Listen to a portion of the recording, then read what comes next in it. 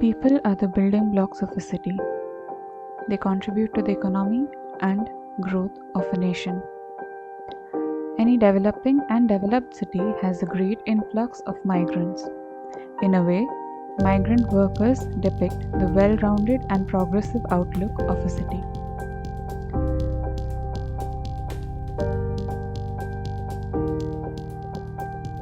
Milan is an industrial city.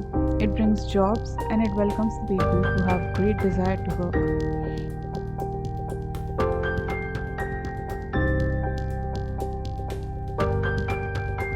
People arrive in Milan every day from every suburb or from other countries, alone and in groups. Some already have a job waiting for them. They come with a heart full of hope. Various departments, such as the Department for Civil Liberties and Immigration, the Department of Public Security, and the Ministry of Labor and Social Policies, oversee the arrival, settlement, and various other policies relating to the migrants. Laws for permanent residents are different for EU and non-EU citizens. Non-EU nationals can only apply after 5 years of continuous living in Italy. Upon receiving Italian citizenship, one can enjoy numerous benefits, such as the ability to work and study in all EU nations and the ability to vote. International students make up to 6.72% of Milan's university students, and they mainly come from China, Albania, and Iran. Only about 68% of immigrants are employed, and 1/5 of them are in the restaurant sector. Many unqualified laborers work in the construction and earn less than 800 euros per month. History has witnessed several anti-immigration marches in the past 10 years. On the other hand, there has been notable actions against racial hatred, discrimination, and violence. There is no proven correlation between immigration and crime rate. Since 2013, Italy at large and Milan in particular have been facing great flows of migrants reaching Europe by sea, most notably due to the Syrian war.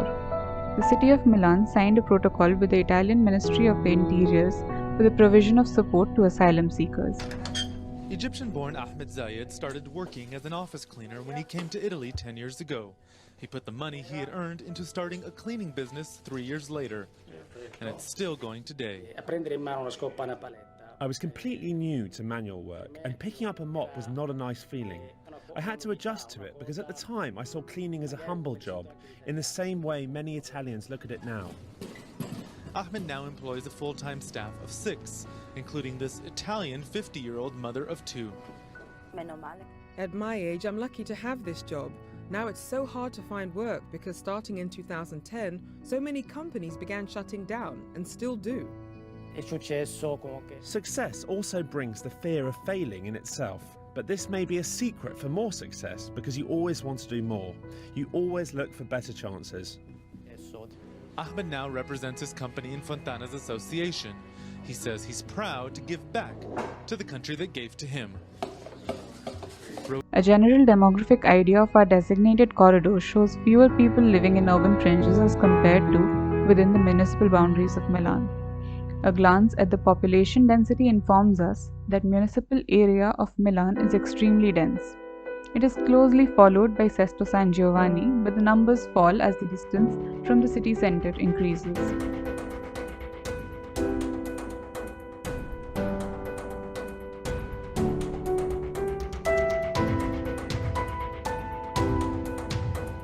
If we take a look at the foreign population in these areas, the percentage fairly remains stable for the most part, but a closer look tells us about the ethnic diversity of this population.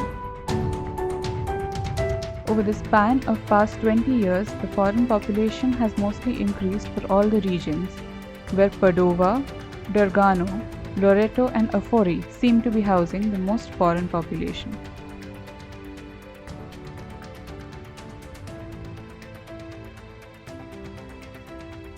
The number of travelers to Milan have increased consistently until 2020, when it significantly declined, possibly due to the effect of COVID-19.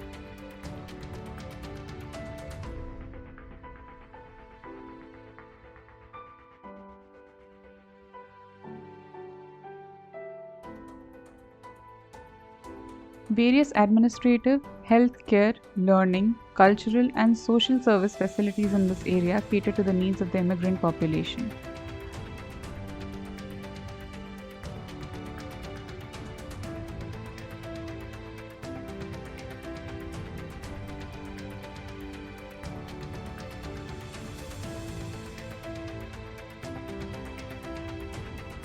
Social housing has been put in place across Milan and densely in our corridor since the early 1900s. Additionally, numerous SPRAR and caste centers act as helplines and first point of reception for immigrants. Casa della Carita is one such social housing that promotes interdependency. Located in the northeast of Milan, it has shown remarkable outcomes since its foundation in 2004. The socio-cultural environment of the region promoted a sense of security among the immigrants as they were highly dense in this region. But in what conditions do the migrants in Milan live? We found out that many immigrants like Egyptians and Romanians lived with other people from their homeland, while Filipinos and Sri Lankans lived with families. While most of the Filipinos are employed as domestic workers, Egyptians and Chinese worked in specialized fields such as baking and fashion.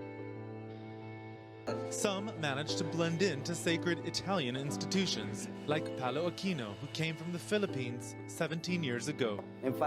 When a colleague of mine comes over to make coffee, sometimes the customers say, "No, I want the other guy, the Filipino that makes coffee." Ariana Fontana of Milan's Small Business Association says the key is the foreigners' flexibility and positivity. We Italians are the best at making high-quality products, but we don't have optimism at the moment, which is essential for business. I see in immigrant entrepreneurs a drive that we're missing. People arrive in Milan every day, and their suitcases are heavy. Like all the days that await them, they are going to fight for the work and fight for their life.